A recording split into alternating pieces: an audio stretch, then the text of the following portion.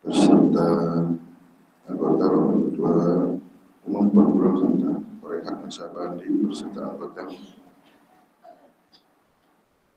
Singkatnya kepada Bapak-bapak, Ibu-ibu, hadirin dan hadirat jamaah Perguruan Torikat Nasabandi rahimahumullah. Terlebih dahulu kita sama-sama memanjatkan rasa syukur kita kepada Allah Subhanahu wa taala atas limpahan rahmat, taufik, hidayah serta izin juara kesempatan yang berbahagia dan yang mulia ini. Kita dapat hadir di majelis zikir Perguruan Torikat Nasabandi dalam keadaan sehat walafiat. Serta juga kita dapat melangsungkan acara upacara lebaran topan pada hari ini. Tentu kita berharap semoga apa yang kita kerjakan ini sebagai amal ibadah dan semoga Allah merahmati dan meridhoinya. Amin ya rabbal alamin. Kemudian kita menyampaikan salawat dan salam kepada junjungan alam, junjungan Nabi besar Muhammad sallallahu alaihi wasallam. Allahumma shalli ala sayyidina Muhammad wa ala ali sayyidina atas bimbingannya, syafaatnya yang kita harapkan, dan moga-moga kita dapat mengikuti mentaatinya secara zahir dan batin. Amin ya rabbal alamin. Alhamdulillah wa syukurillah bahwa sampailah pada hari ini sebagai puncak prosesi daripada perjalanan keluarga atau waris kita di dalam waktu yang sangat sedikit sekali yang diberikan kesempatan untuk berkunjung atau mengunjungi daripada keluarga-keluarga yang masih hidup. Seperti yang kita sampaikan terlebih dahulu waktu kita diskusi apa, sejak itulah beliau mulai untuk mengunjungi sampai lebaran topat. Maka kita kenal dengan lebaran topat dari penutupan terakhir daripada proses kunjungan. Sehingga kita mengistilahkan adalah menghantarkan beliau ya. Sehingga dalam pengantaran ini akan membawa satu kegembiraan dan kebahagiaan buat mereka. Itulah sebabnya kita ramai-ramai untuk hadir, supaya kita tidak melakukan sesuatu yang tidak kurang tepat ya. Artinya bahwa seringkali kita lihat saudara-saudara kita ini kalau berkunjung ke makam ibu bapak ini selesai Idul Fitri ya. Jadi padahal keberadaan dia masih ada di sekitar kita kan. Nah, hari inilah yang sebenarnya kalau perlu mau berkunjung atau sekaligus untuk berziarah sebenarnya ke makam para almarhumah ibu bapak kita.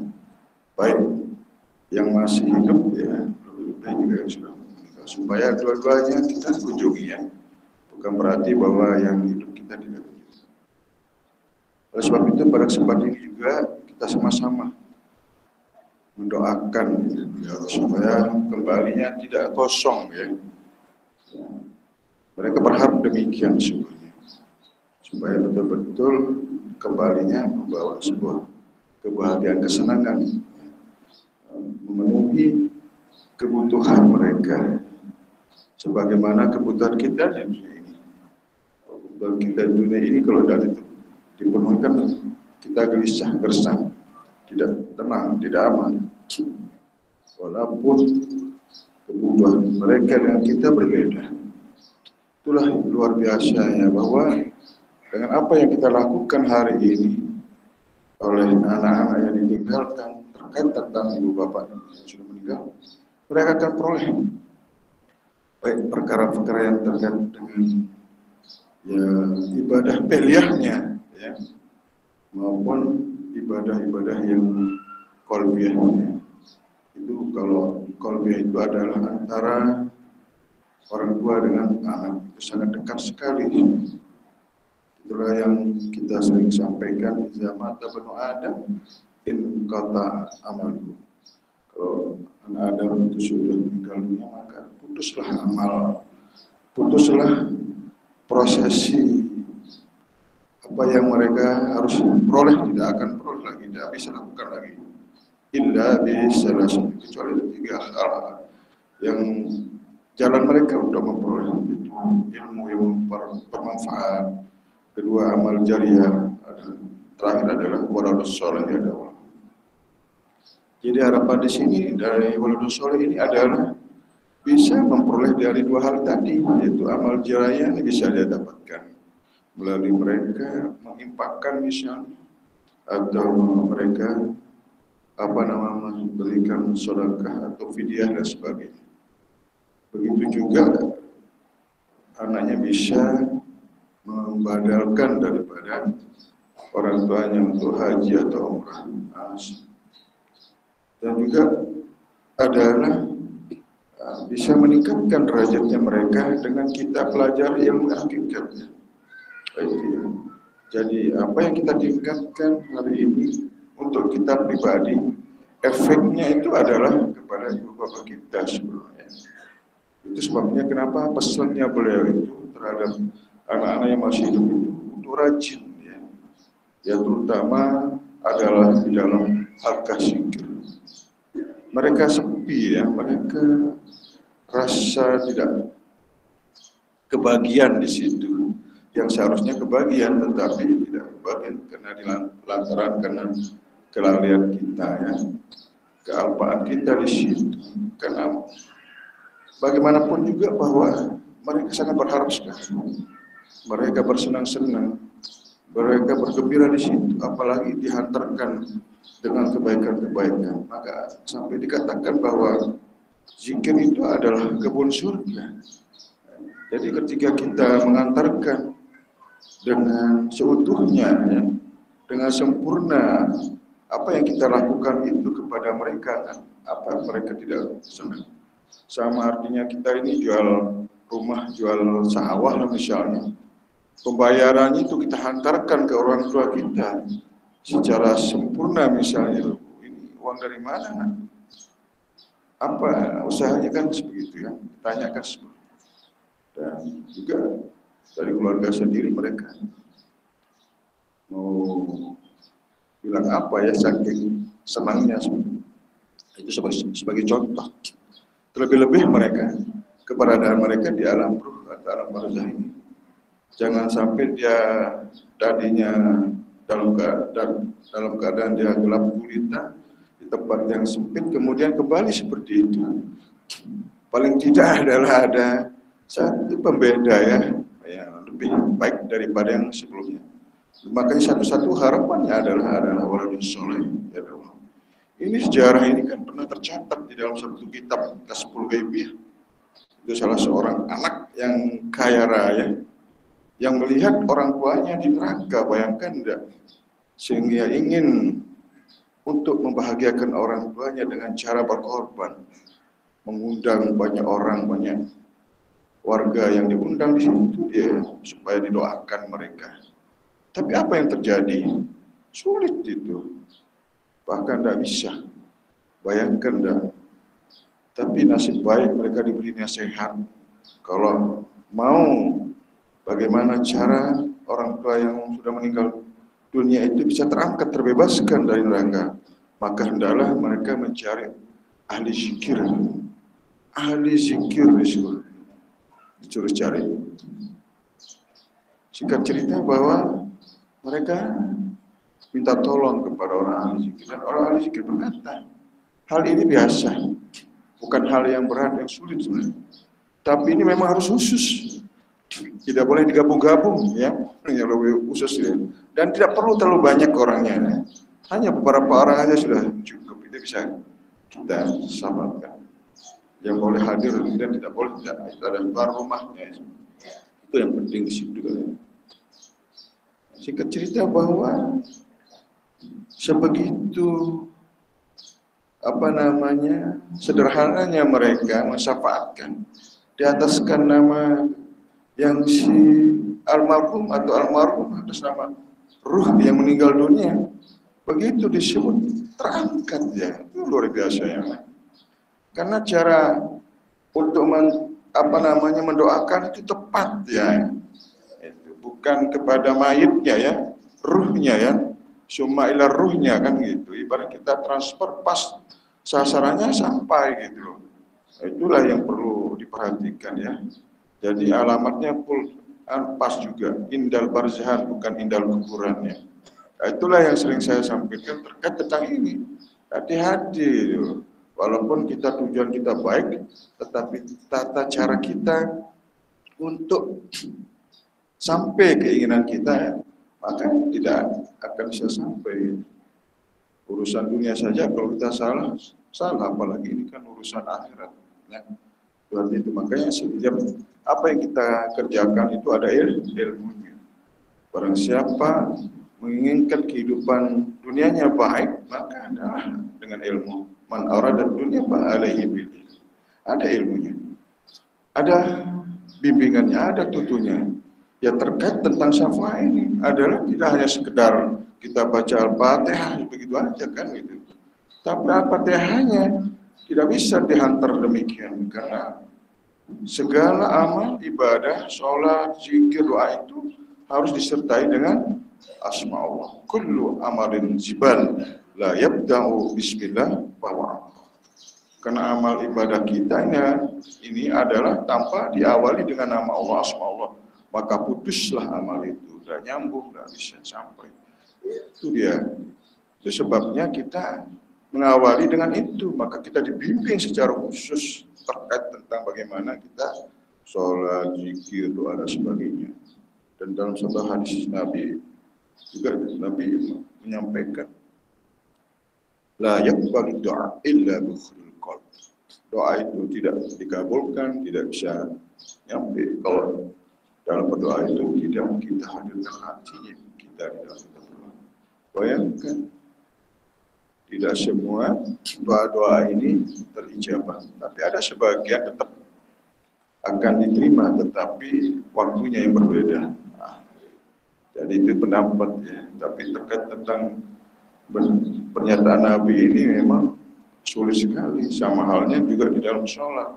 Sholat itu tidak menjadi sempurna karena tidak menghadirkan hati di dalam sholatnya.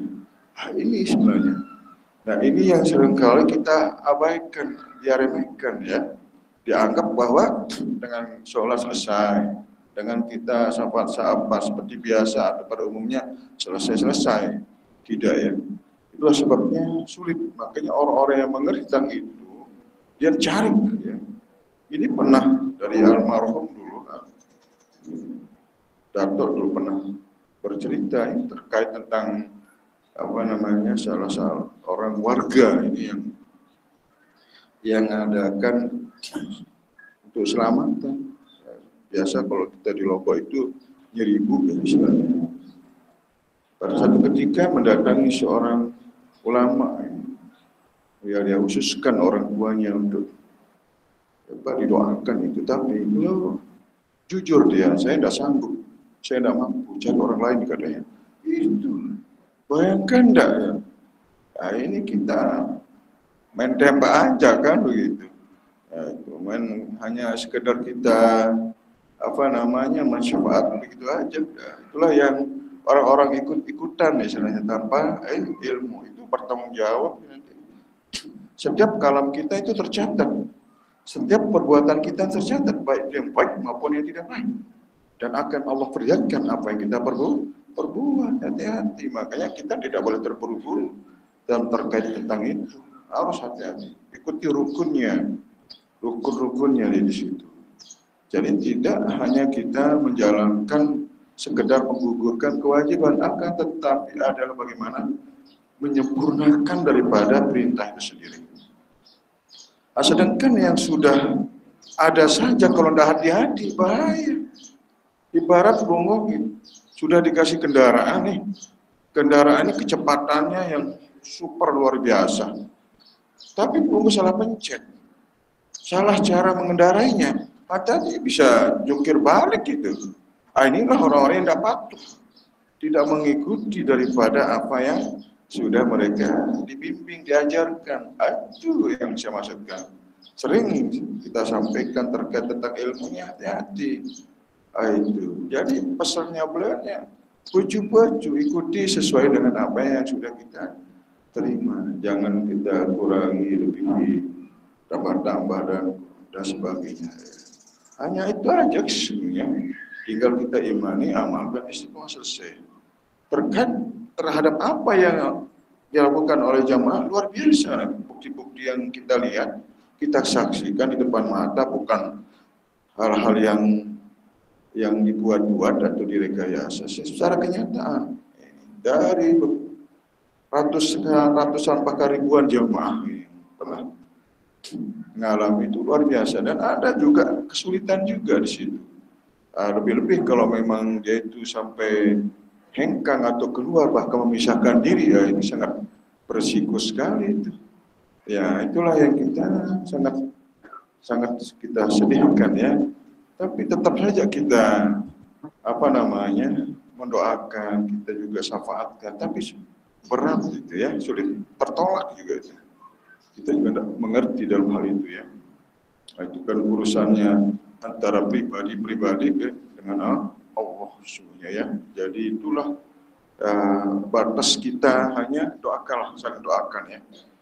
Kita ini saling mengingatkan, saling mendoakan, itu saja sebenarnya. Selebihnya adalah hak prerogatifnya Allah. Makanya ilmu yang kita terima itu Allah, milik Allah, dari Allah itu.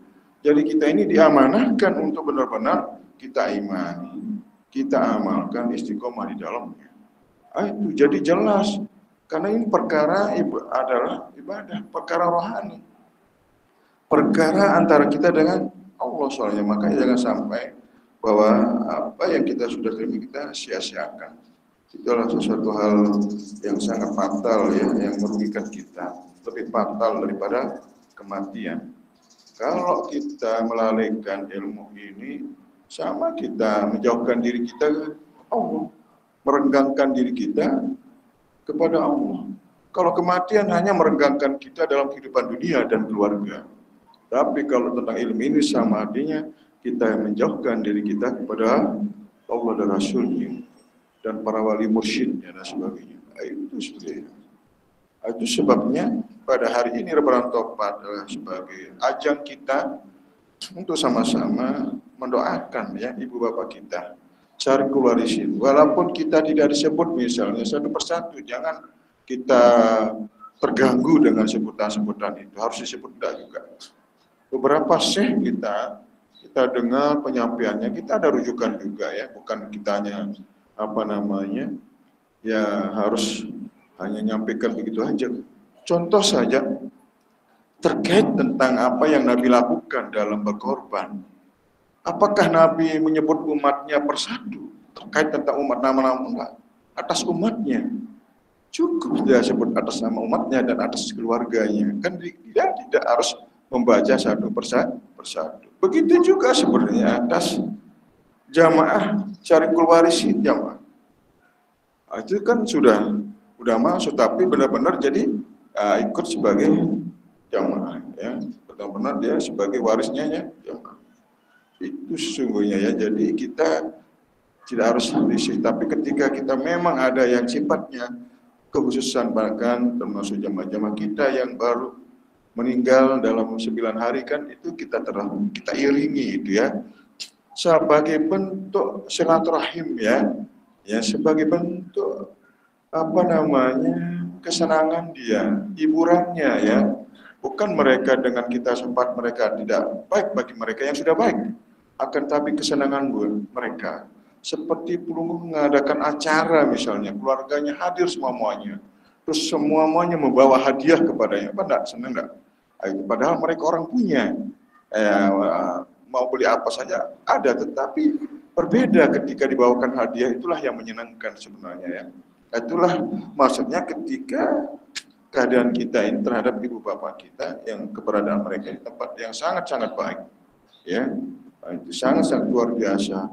Ya, karena mereka-mereka itu ya hampir ya setiap kita ngadakan halkah di sini selalu hadir sebenarnya ya. Para aulia, para ambia. Itu walaupun kita tidak berkunjung sesungguhnya mereka hadir di sini mengunjungi ya di halkah, mengunjungi halkah itu. Karena itulah pertamanan surga, orang-orang surga ada di halkah itu sesungguhnya. Bayangkan lah, makanya kita kalau tidak hadir bagaimana? Kita disamperin sama ibu bapak kita, makanya salah satu kerugian yang sangat-sangat ya terhadap kita yang tidak sering mengunjungi halkah. Itu sebabnya jamaah-jamaah itu dipesan oleh orang tua jangan sampai tinggalkan halkah. Bayangkan, baru kita mengerti dan tahu terkait tentang kehidupan kita di sini ini setelah kita di alam barzah. Kekosongan-kekosongan itu baru dia lihat di situ, ya, kekurangan-kekurangannya mereka. Kalau kita kan tidak semua Allah perlihatkan, bagi mereka yang diperlihatkan, itulah maka sampai dan saya sampaikan ini kan berdasarkan apa yang kita lihat dan apa yang disampaikan oleh jamaah-jamaah yang dipersaksikan, sehingga kasyabafu Adam marra, karena apa yang dilihat oleh hati, oleh mata hati tidak akan mungkin salah ya. Dan memang seperti itulah keberadaan mereka di alam ruhnya. Maka dengan adanya zikir ini menjadi satu pertamanan surga ya, keberadaan mereka di alam ruh, di alam barzah ya. Menjadi menyenangkan di situ. Kebahagiaan sama hatinya kita kalau berkunjung di taman-taman yang orang kunjungi di situ, keramaian, berbagai macam ya pemandangan, tontonan sebagainya kan. Bersenang-senang bersitu, berjingkrak-jingkrak di situ. Ya menikmati suasana itu. Begitu juga sebenarnya di sini ya di alam mereka masing-masing. Tetapi kalau tidak sebaliknya akan berada di tempat yang lebih sempit daripada alam barzah, kan lebih gelap daripada mereka, seperti yang mereka ada di tengah lautan yang gelap. Ketika sampai mengangkat tangannya saking gelapnya sehingga tangan mereka tidak nampak. Itulah keberadaan sungguhnya mereka-mereka yang ada pada kegelapan, dikatakan minaz zulumat, kan dalam kegelapan menuju yang terang benderang. Kita berada di dua sisi yang berbeda. Apakah kita ada pada yang terang benderang atau berada pada gelap gulita? Itu saja. Makanya Rasulullah SAW itu untuk mengangkat kita ya untuk menuju kepada yang terang benderang, dari gelap gulita kepada yang terang benderang. Itu makanya dalam kita bertawah itu, tawajuh itu kan kita ditunjukkan, ini diri kita yang gelap gulita, ini diri kita yang terang benderang. Apa yang menyebabkan yang terang dan apa yang membuat kita menjadi gelap? Karena tidak ada cahaya di dalamnya, nurnya di situ. Maka wajib atas kamu berzikir, karena zikir itu adalah nur bagimu, cahaya. Yang berzikiran itu tenang, aman, damai, senang gitu, dan itulah sebagai makanan daripada kehidupan rohani. Dari semuanya itu dia peroleh dari nur ya, dari zikir amal. Maka dikatakan zikir adalah sayyidul amal, induk daripada amal. Jadi sekali lagi bahwa momen daripada Ramadan Topat ini adalah kesempatan kita untuk sama-sama menghantarkan almarhumah almarhum yang telah mendahului kita. Semoga mereka menyenangkan ya ketika anak-anaknya yang masih hidup ini yang menghantarkan dengan sebuah hadiah-hadiah yang menjadi bawaan mereka yang akan mengita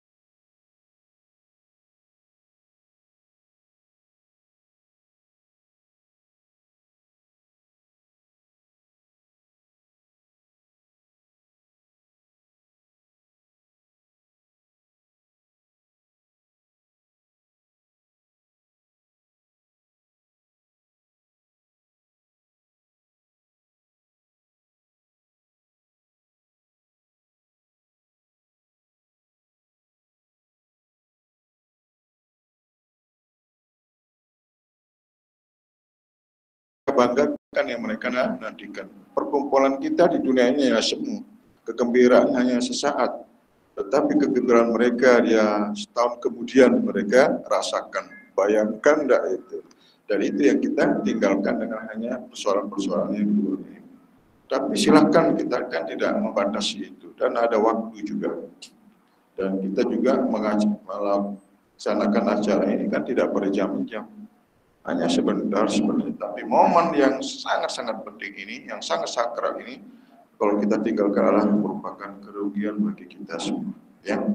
Nah, sekali lagi terkait tentang jamaah-jamaah kita, banyak yang sudah dahulu kita, ya baik yang jamaah-jamaah sebagai jamaah senior, sebagai pengurus, bahkan termasuk adalah badal-badal ini ya.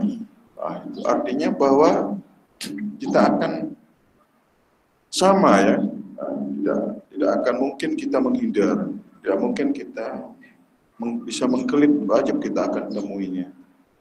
Innal ladzina tafirruna minhu fa innahu mulaqikum summa turadduna alimul ghaib wasyahadah fa yunabbiukum bima kuntum ta'malun.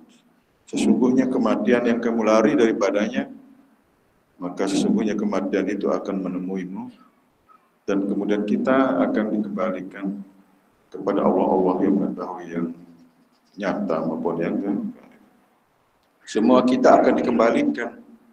Tetapi ketika kita dikembalikan, tidak semua orang memperoleh kebahagiaan. Tidak semua. Bagi mereka yang mengenal Allah dan dekat dengan Allah di dunianya, maka itulah yang memperoleh kebahagiaan sendiri. Itu sebabnya berbahagialah orang yang mensucikan jiwanya, dan celaka orang yang mengotorinya. Jadi dengan zikir, dan zikir itulah sebagai jalan untuk mensucikannya, membersihkannya, sehingga jiwa itu menjadi tentram, tenang ya. Karena setiap yang memiliki jiwa pasti akan menemui yang namanya kematian. Tetapi kematian sesungguhnya bagi orang beriman, tuh batul mati itu hadiah.